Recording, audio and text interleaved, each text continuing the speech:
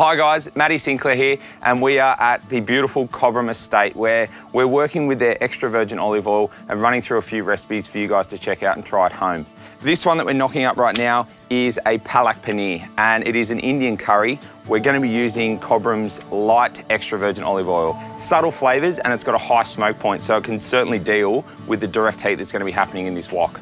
The first step to making this curry is, of course, the curry paste itself. Now, we are going to make it from scratch using all of the staples when it comes to a paste. Ginger, garlic, chilli, onion, leave it at that, and get the blender to do all the work.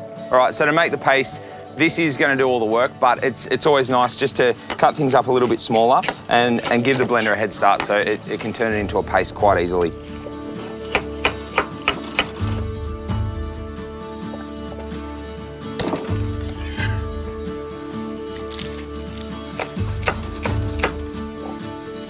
All right, so we've got all of our basics in there: onion, ginger, garlic, chilli. Just to give it a little bit of a shuffle on, we're going to put a bit of the extra virgin olive oil in there to get it moving, to make sure that we get it into a nice paste consistency.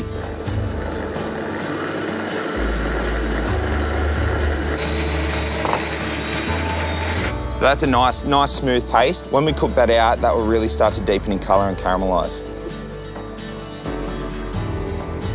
All right, so the first paste is done. The next one is a few fresh tomatoes in there, blitz them up. That's our second paste.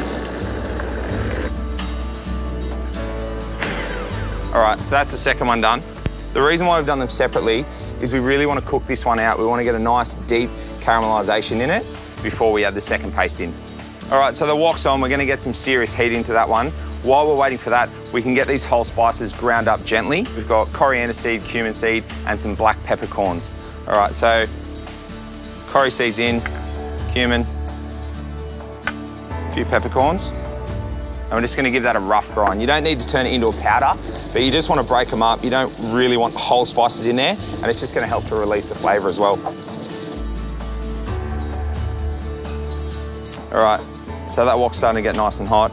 Give it a good hit of the light extra virgin olive oil, and now we can go in with these spices that are roughly ground up. So we're just going to give them a nice toast. They're looking good. I reckon we can go in with the first paste.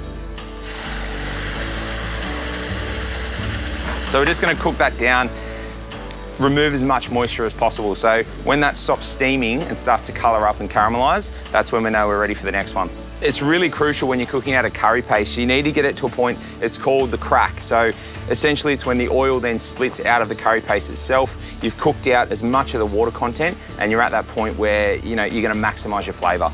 Time to add in the tomato paste. All right, now that we've added the tomato puree, we've got more moisture in there again, more water content. Now it's a safe time to add the ground spices. The three that we're going to be working with today to boost this up is a garam masala, which is like an Indian spice blend. We've got some cayenne just for a little bit more kick to boost those green chilies, and some turmeric for a nice bit of earthiness. Traditionally in this recipe, you would use some English spinach, baby spinach. The way to simplify that is to just use some good old frozen spinach. Straight in here, blitz it through, and you're all set. So I'm just going to move that and work that spinach through, loosen it up, and then we're going to go straight back into the blender, veggie stock, blitz it up. We've kept the wok on, so there's heat in there. Get that back in. And what we're going to do, essentially bring that back to a boil, get the heat in there, bring all those flavours together, then we can add the paneer. So at this point, this is where you basically want to season it. A little bit of salt towards the end, balance it out, but just let it do its thing. Let it cook out a little bit longer, and everything's going to come together. So this dish that we're making is called a Palak Paneer. Palak in Indian means spinach, and paneer is the pressed cheese that they're using. Cut it up, and in we go. All right, so the curry sauce has been seasoned. It's exactly where we want it. Now we can put the paneer in, and all we want to do with this is warm it through, soften it, and you're ready to serve. There we go, guys. A nice little Palak Paneer made from scratch. Little touch up with some of the light extra virgin olive oil down here at Cobram Estate. Pair that, cauliflower rice, and maybe a couple of flatbreads. Sorted.